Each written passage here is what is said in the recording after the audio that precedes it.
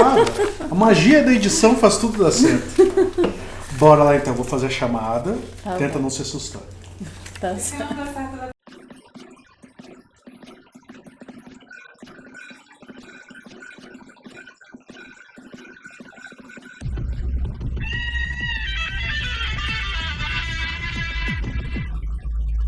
Fala, gurizada medonha! Crítica gratuita no ar, Marcos, voltando com mais um episódio da segunda temporada de Crítica com Vida. E para este episódio, cara, que coisa legal que eu consegui trazer aqui para vocês. Vamos falar sobre transtorno borderline, correto? Isso. E para me ajudar no assunto, afinal de contas eu não sou psicólogo, a minha opinião aqui vai ser apenas a respeito de aspectos técnicos dos filmes que a nossa queridíssima Suzana vai trazer. Suzana, apresente-se para o nosso público. Então, gente, eu sou psicóloga, eu atuo aqui em Brasília, né? Eu me formei em 2013 na Universidade de Brasília.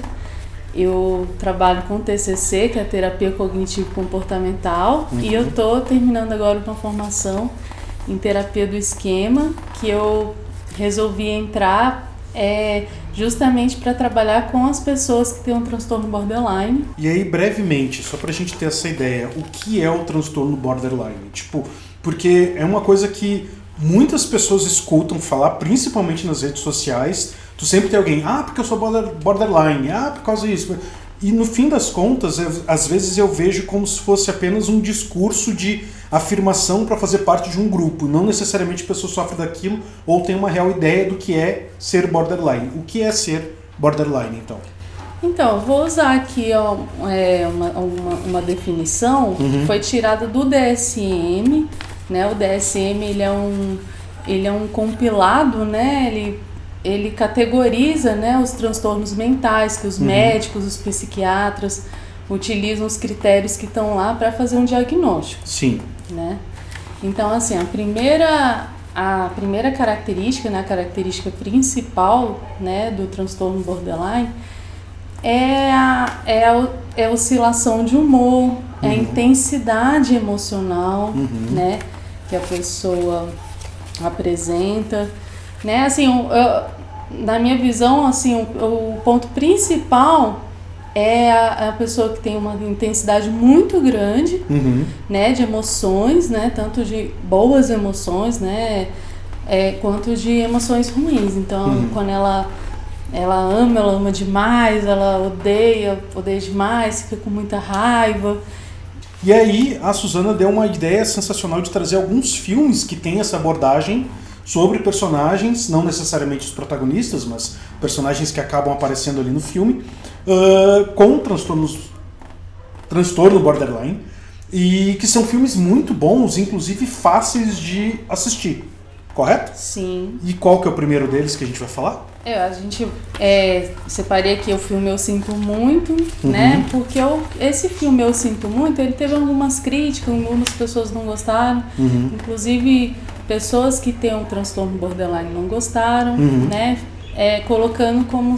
Porque o filme coloca só, assim, uns pontos negativos, né? Sim. Então, porque coloca os sintomas mesmo, porque, assim, não adianta a gente romantizar o transtorno, Sim. né? Ele tem, sim, um lado... As pessoas que têm um transtorno borderline têm um lado positivo maravilhoso, de ter uma energia, né? Porque quando elas estão felizes, elas ficam muito felizes e contaminam as pessoas, sabe? Contagia. Irradia, né? Sim, são muito empolgadas, sabe? São muito talentosas, né? Muito sensíveis, tem uma alta empatia com o ser humano quando elas não estão em crise, né? Sim. Porque muita gente taxa assim, os borderlines como egoístas, né, como narcisistas, mas na verdade é porque eles querem ser amados, né? Inclusive essa é uma outra característica, um ponto, que é a questão do medo do abandono, né? Que é uma das crenças que a pessoa com borderline pode ter, né? O medo de ser abandonado. Né? Em terapia do esquema, a gente trabalha com 18 crenças disfuncionais, né? O medo do abandono é uma só delas, né? E a pessoa com transtorno borderline, geralmente ela vai ter várias, né? Privação emocional, defectividade, que é achar que tem algum defeito nela mesma. Isso faz leva a baixa autoestima. E é interessante que é um filme nacional, correto? Sim, é uma produção aqui de Brasília. Aqui de Brasília, não tá difícil de assistir. E eu acho que é uma produção corajosa quando se para pensar que ela aborda um tema que é muito delicado e mostra a parte não romantizada da história, né? Que é importante as pessoas terem acesso a isso para que elas tenham um outro lado da história, e não só o que muitas vezes acontece de romantizam certos problemas psicológicos, né? E aí no final tudo se resolve, a pessoa vai para casa feliz, casa, tem um cachorro e planta uma árvore. Não é assim sempre. Eu fico muito feliz quando tem uma história boa para ser contada e que é baseada em fatos reais e que no final vira-se a chave e realmente a pessoa conseguiu superar parte desses problemas. Mas a gente tem que ter acesso ao outro lado também, exatamente para voltar àquilo que eu falei das redes sociais. Não brinque com um sintoma gravíssimo que é um sintoma, um transtorno no caso, e que demanda cuidados, né? Então é importante um filme como esse para trazer esse respaldo. É um filme bem educativo, né? Eu acredito que o objetivo, né, dos produtores do filme tenha sido esse, de educar, né, e falar sobre isso. Lembrando que não é só gente maluca que procura terapia, gurizada. É importante tu ter uma rede de apoio, é importante tu ter alguém neutro na tua convivência, na tua vivência e que possa te orientar aí. Muitas vezes as pessoas procuram um psicólogo porque estão em dúvida do curso que elas vão fazer, do que rumo tomar. Então, assim, não se sintam envergonhados em procurar ajuda. É muito melhor tu procurar ajuda do que acabar fazendo alguma bobagem que não é bobagem. A pior parte é essa. Tem que ter muito cuidado com essas palavras para não dar o direcionamento errado. Próximo filme. Então, o próximo filme aqui é o Garota Interrompida. Clássico aí, com a Winona Ryder como protagonista e a Angelina Jolie, que ganhou o Oscar, inclusive, com melhor atriz coadjuvante. E o filme tem um elenco muito redondo e é um elenco basicamente de mulheres, se for para pensar. Tem mais essa questão de empoderamento e tudo mais. Cada uma delas com algum tipo de transtorno puxado para um lado, outro para outro. E a Angelina Jolie tá sensacional, não tinha como ela não ser, pelo menos, postulante ao Oscar, e acabou levando ainda. E sabe qual é um fato curioso desse filme? Que tanto a Angelina Jolie quanto a Winona Ryder, as duas têm um diagnóstico de transtorno borderline na vida real. Nossa! Elas fizeram um filme, né, quando eram adolescentes, né, esse Garoto Interrompido. Sim. Que trata sobre o transtorno borderline e outros transtornos. Né? E as duas têm esse diagnóstico. Nossa. Mas assim, aproveitando, o transtorno borderline, assim como outros transtornos psicológicos, eles têm níveis, tipo, mais brando? Sim, tem níveis, né?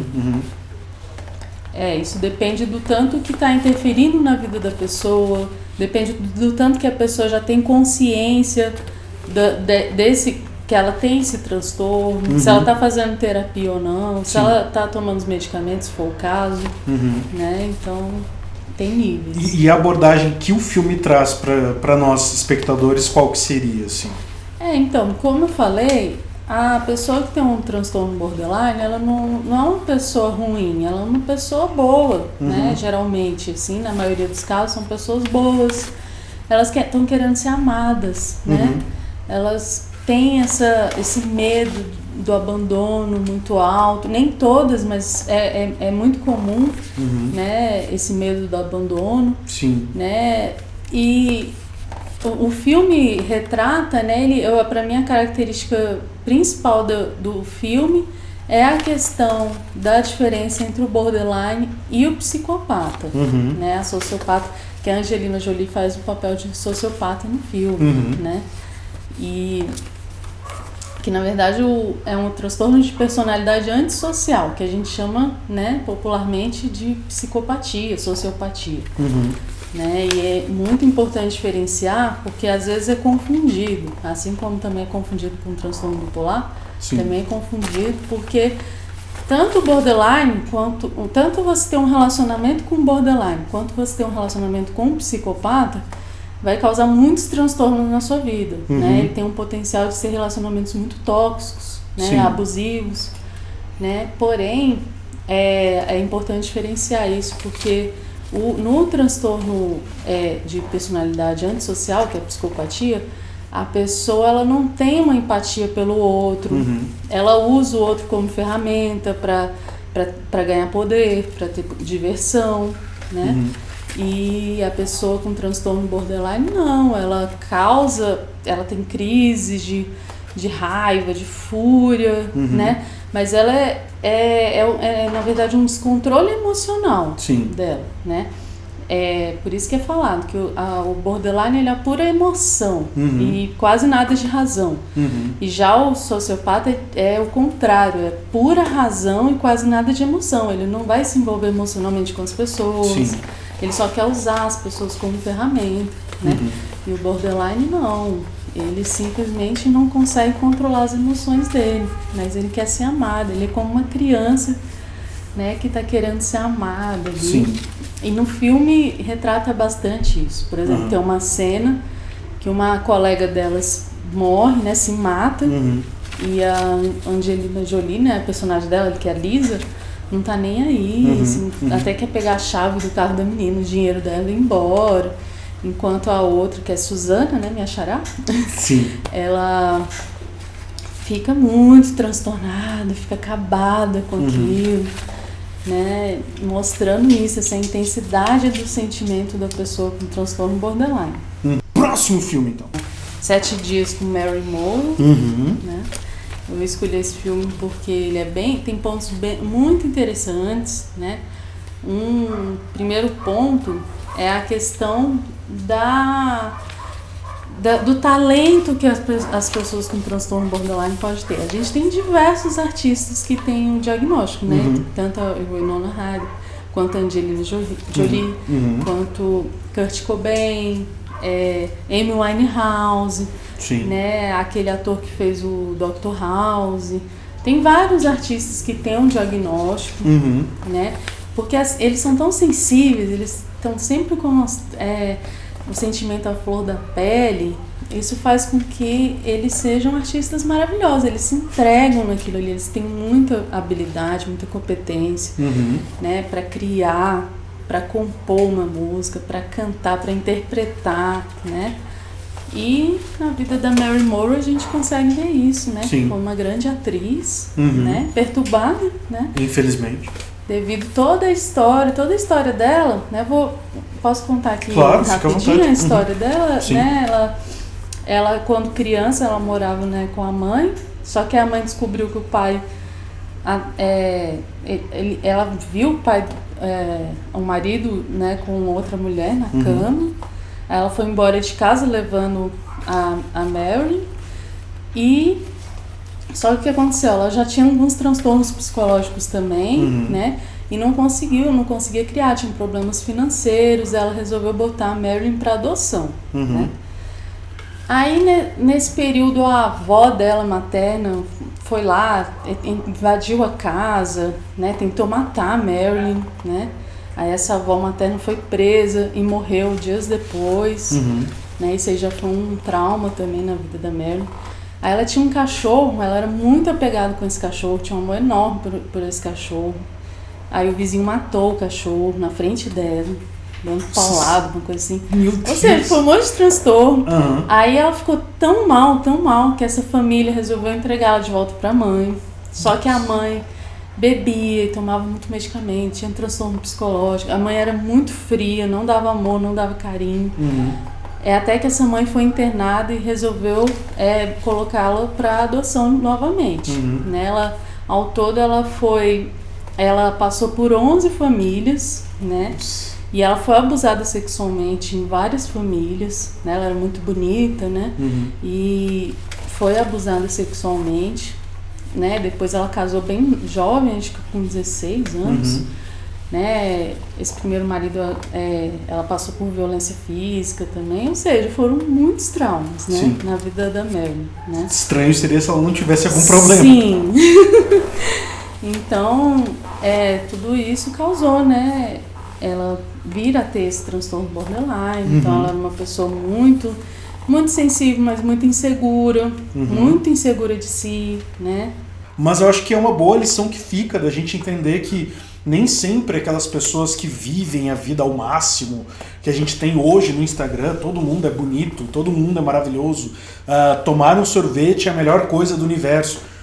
Às vezes, essas pessoas que potencializam determinados momentos da vida são essas pessoas que têm esse transtorno, que sofrem por serem borderline, e a gente está endeusando um momento que não era para ser assim. Aquela pessoa talvez até está mascarando um pedido de ajuda ali, né? Sim, com certeza.